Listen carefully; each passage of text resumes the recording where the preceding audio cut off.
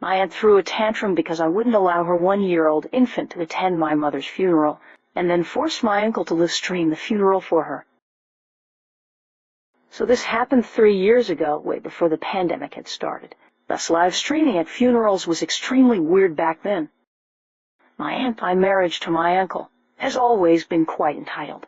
It had always been very clear to my entire family from the start that she mainly married my uncle for his money and expected to always be treated like a princess by him and everyone else around her, and always got a horrible attitude whenever things didn't go exactly as she wanted. My mother had just passed away from cancer after only having been diagnosed a few months prior, and we were doing final preparations for her funeral that would take place the next day. No, I was just 19 during this time, and with everything that had happened, of course already was not in the best state of mind. I was very much grieving the loss of my mother, who I was extremely close to, and just wanted everything to go as smoothly as possible without any hassle of disturbances that could potentially make me even more stressed out, depressed. Thus I decided that I did not want to have young children at the funeral, at least not during the reception and the speeches. 9 children make lots of noise, especially when it's very quiet and they are in negative environments, where there is a lot of sadness and when they aren't the center of their parents' attention. I didn't want anything to disturb the reception and the people who wanted to give a speech about my mother, and thus I did not want any young children to attend. Everyone who got invited for the funeral with young children was very understanding, and did not make any fuss about it. Everyone except for my aunt. I first told my uncle that I didn't want any young children to attend the funeral a few days before, and thus asked him if he could make sure he got a babysitter for his 1-year-old son. He appeared to not have any problem with it and said he'd tell my aunt about it. That night I got a text from him asking why I didn't want any young children to attend.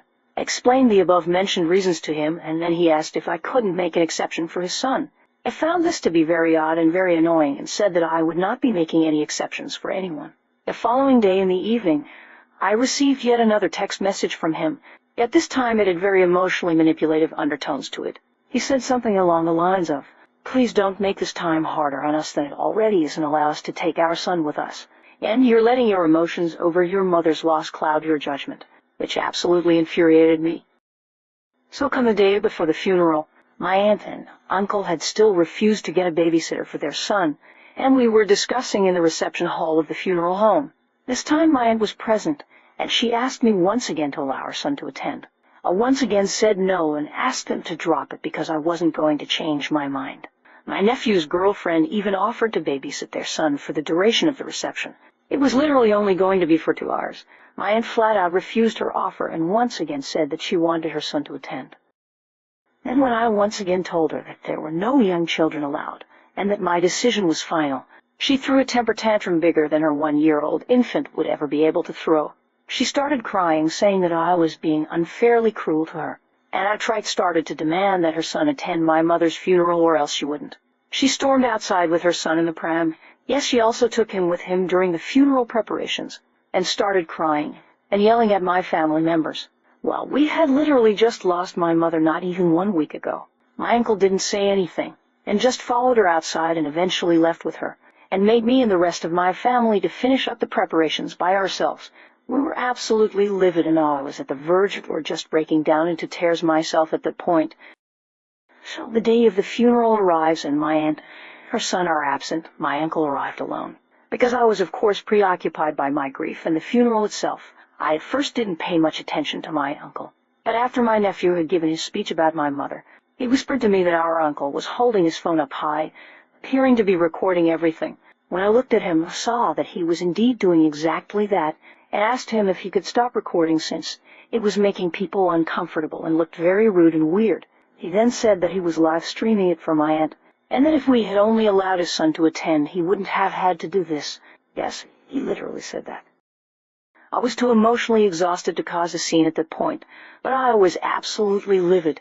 Thankfully, the rest of the funeral went smoothly, and my uncle immediately left after the reception and speeches. He didn't even bother to talk to the rest of the family members and attendees afterwards. Needless to say, I pretty much cut them out of my life after that, and to this day they have never apologized to me for their behavior. TLDR. My aunt and uncle tried to emotionally manipulate me into allowing their 1-year-old infant son to attend my mother's funeral, after I made clear that I don't want any young children to attend. Then my aunt threw a temper tantrum where she started yelling at my family members the day before the funeral. And during the funeral itself, she didn't attend, and my uncle live streamed everything for her on his phone, and refused to put his phone away when I asked him to.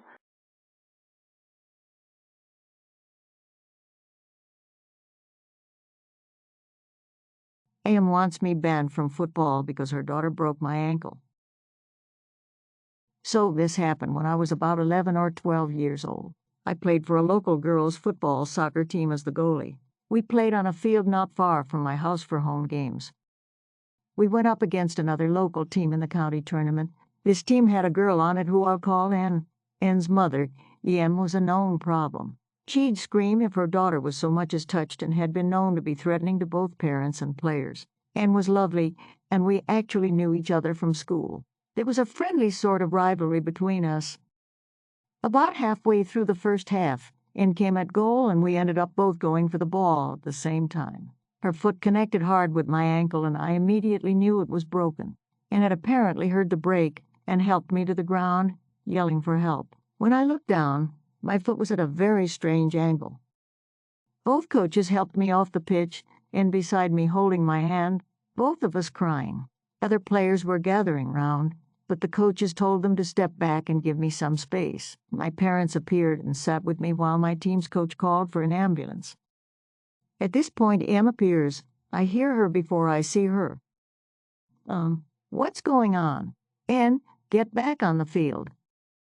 And, Mom, I broke Zig's ankle. I want to stay with her. I'll be red carded anyway.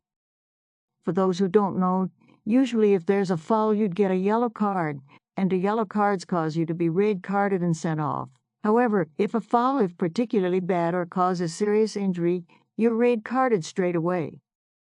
I am red carded. Why? Because she didn't get out of the way in time.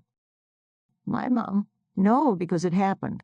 I don't think it meant for it to happen, but it still did.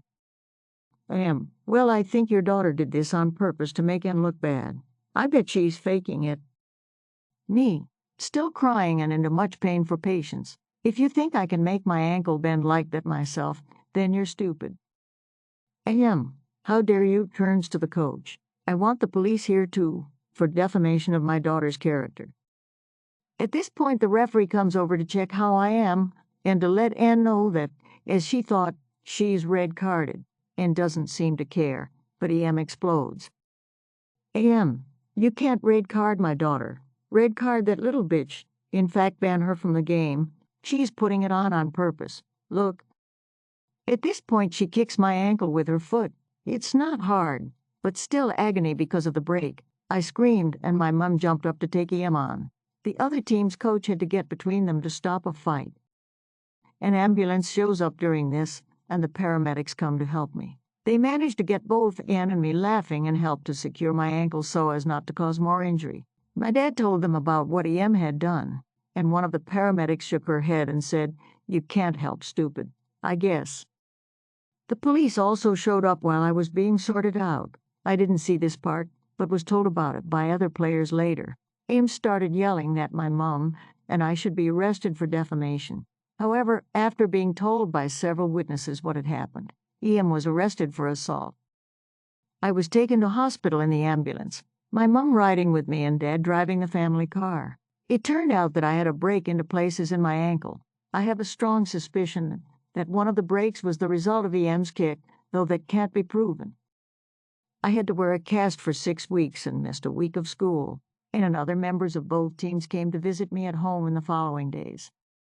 AM was cautioned and released, but was issued with a lifetime tuition ban by the team's coach. She apparently tried to show up at a couple of games, but other parents made her leave again. Thankfully, Ann is still lovely, and we remain friends to this day.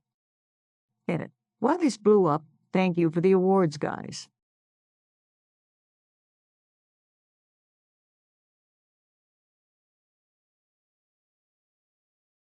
Like and subscribe for more wonderful videos.